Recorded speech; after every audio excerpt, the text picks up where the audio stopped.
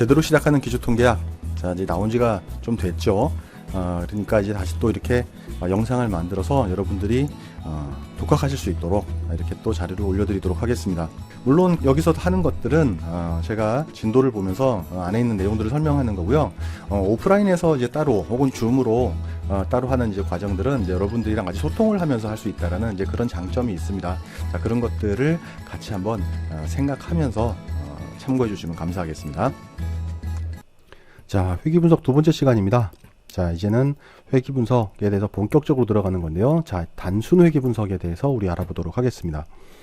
자, 단순 회귀 분석에서 뭘 볼 거냐면, 단순 회귀 분석은 어떤 것인지 개념에 대해서 알아보고 특징을 확인하고, 그 다음에 단순 회귀 분석에서 많이 사용되는 최소 자승법, 그 다음에 적합도 검정을 하고 회귀 개수를 도출한 다음에 유의성 검정까지 하면은 마치게 됩니다.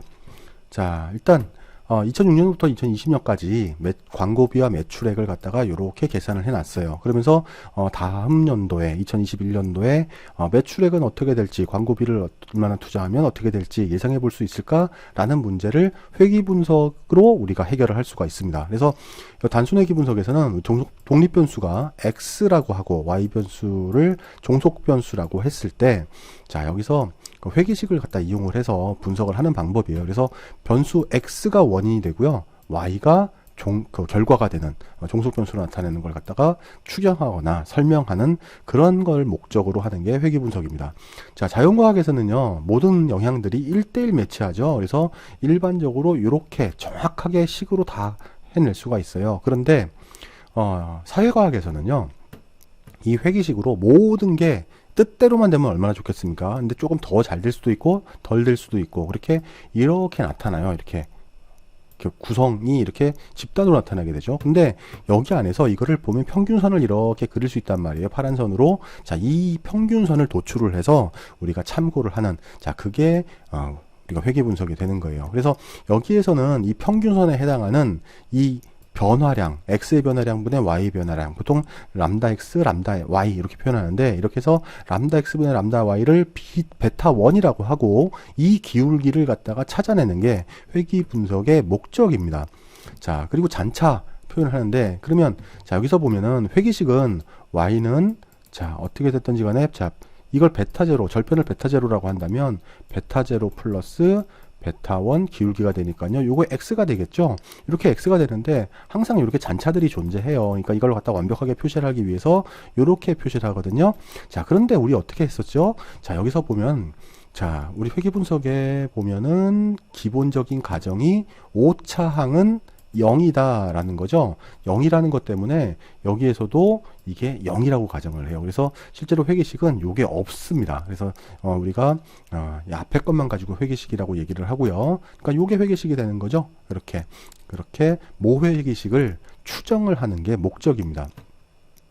자, 여기에서 보면은 요게 필연적으로 발생을 하게 되는데, 이게 없다라 그랬죠. 그래서 평균선을 그어놓고 플러스에 해당하는 거, 마이너스에 해당하는 걸 다 더하면 0이 되니까, 자, 요걸 구하는 거예요. 근데 0이 되면은 못 구하잖아요. 근데 그 식을 잘 추정을 해낸다라면, 요게 항상 이 오차가 최저가 된다라면 우리가 잘 회계식을 도출한 거라고 생각을 하겠죠. 근데 다 더하면 0이 되니까 어떻게 하면 0이 안 됩니까? 제곱을 해서 더하면 0이 안 될 것이고, 이 제곱을 해서 더한 값이 최소가 됐을 때 우리가 회계식을 잘 추정을 했다, 이렇게 얘기를 하거든요. 그래서 최소 자승법입니다.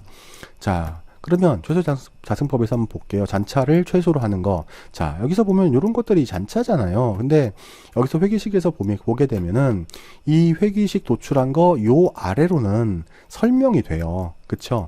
설명이 되는데, 이 평균을 기준으로 해서 평균에서 설명이 되는 거, 요 부분을 설명되는 편차, 이거는 넘어가는 건 설명되지 않는 편차라고 이렇게 설명을 하거든요. 근데 여기에서 이 베타 1에 해당하는 이 기울기를 어떻게 구하냐면, x에서 평균을 각각을 다 뺀 제곱의 합, 그 다음에 x에서 평균을 빼고 y에서 평균을 뺀 그 합을 갖다가 서로 나누어서 우리가 기울기를 계산을 하고요. 우리가 요 식에서 나타내게 되면은 베타 제로에 해당하는 거는 y를 기준으로 해가지고서 이걸 빼주면 되죠.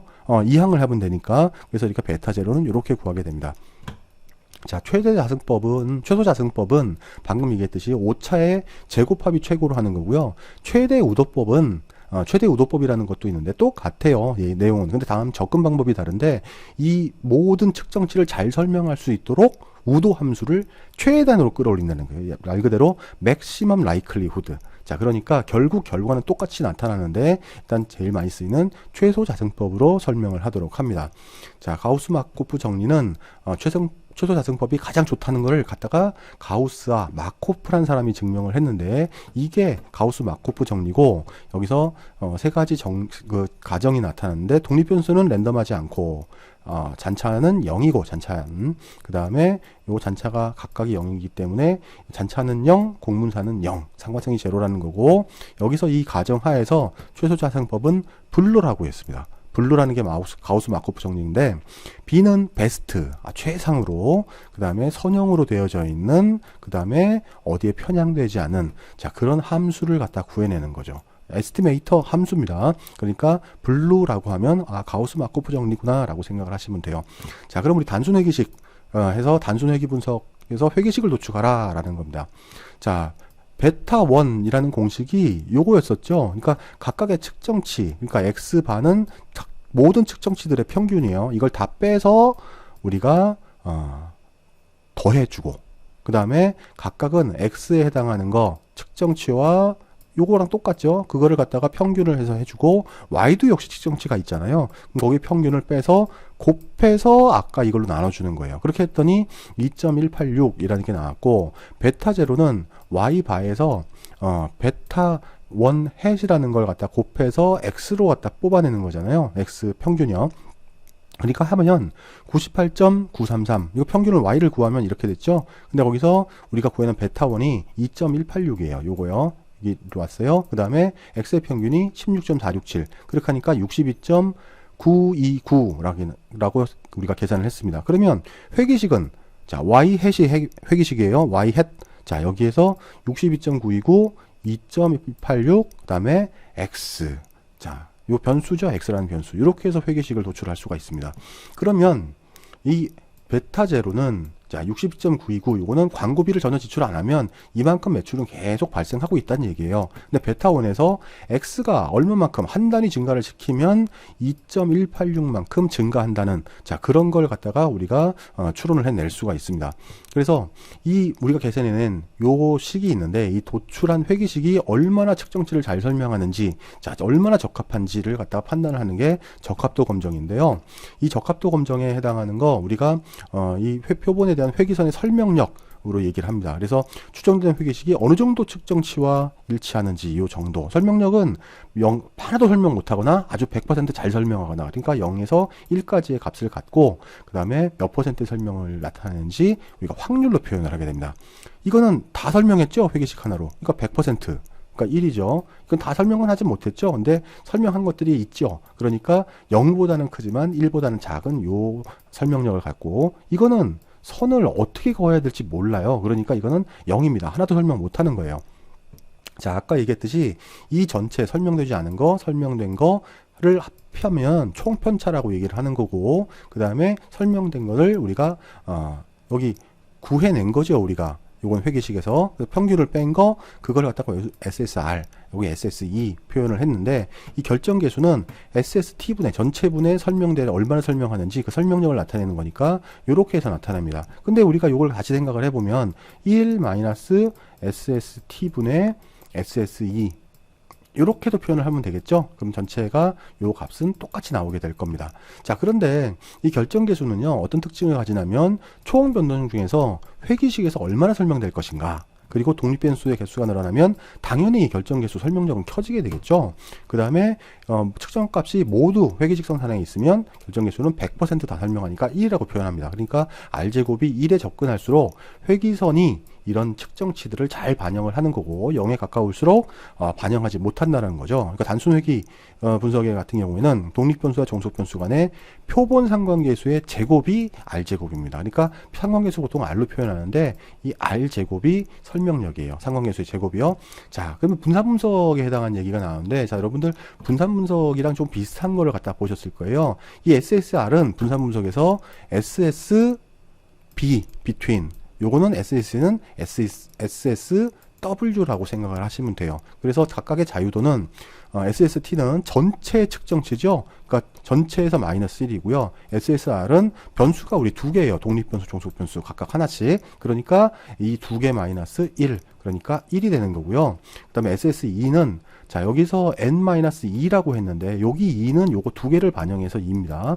우리가 분산 분석에서 n-1, 그 다음에 자유도는 i-1, 그 다음에 이거는 우리가 어떻게 됐습니까? n-i 이렇게 설명했던 것과 똑같죠.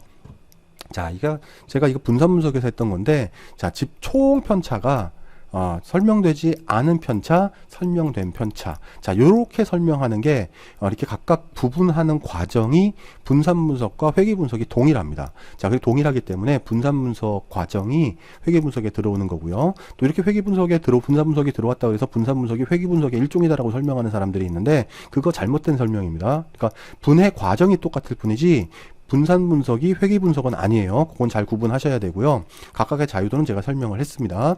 그래서 우리 분산 분석에서도 우리가 민 스퀘어 해가지고서 자유도로 나눠가지고서 우리가 MSE, MSR 회귀 분석에서는 표현하는데 분산 분석에서는 MSB, MSW로 우리가 설명을 했어요. 그러니까 똑같죠, 요게. 이렇게 같이 F 값도 이렇게 똑같이 MSE분의 MSR. 분산 분석에서는 MSW분의 MSB 이렇게 해가지고 설명을 했었죠. 자, 그러니까 똑같아요. 분산 분석이랑. 그러니까 분산 분석을 아시면 회귀 분석을 더 확실하게 정복을 하실 수가 있습니다. 그래서 결정계수 R 제곱과 분산 비율 F를 갖다 구해보랍니다. 그럼 구해야죠. 자, SST는요.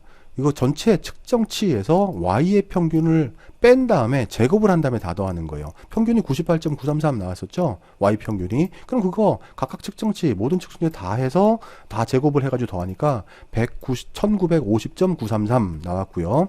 SSR은요, 함수식으로부터 나와요. 그러니까 우리가 도출했던 회기식, 그거에 다 적용을 해보면 X와 Y를 갖다 대입을 해보면 이렇게 계산이 다 됩니다. 계산이 된 값, 모든 측정치들에서 Y를 빼요.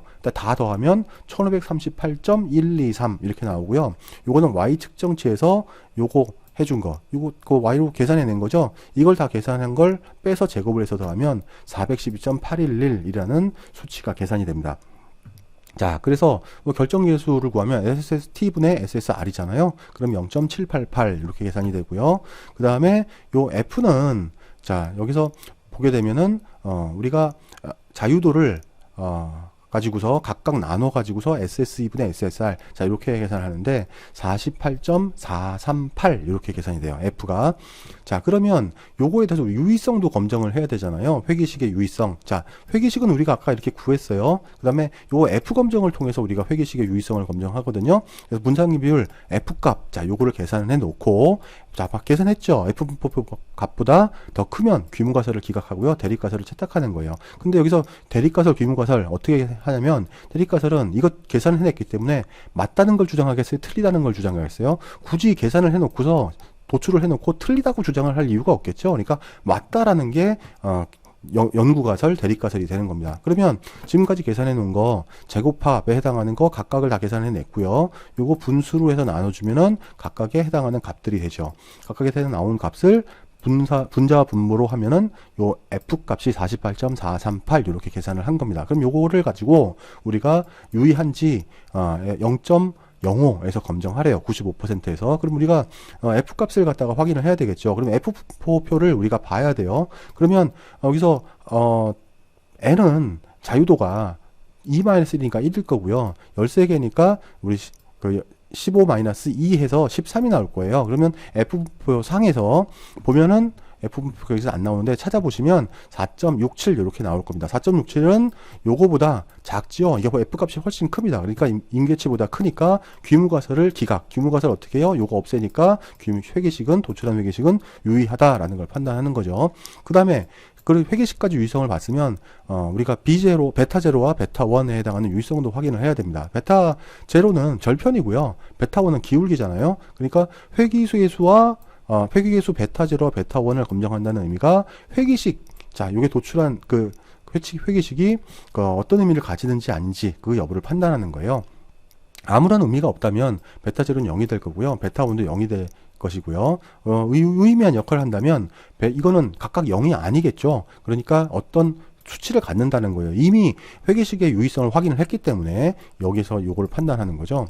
자, 그러면 그 통계량을 분산하는 건 요건 표준 오차가 되는 거잖아요. 이거를 갖다가 각각 나눠서 우리가 계산을 합니다. 각각 그걸 계산해서 나눠서 계산을 하는데, 이걸 한번 계산을 해보게 되면 우리가 이거는 연구가설, 대립가설이라고 이미 얘기를 했어요. 베타 제로, 베타 원, MS 이미 다 계산을 해놨고요.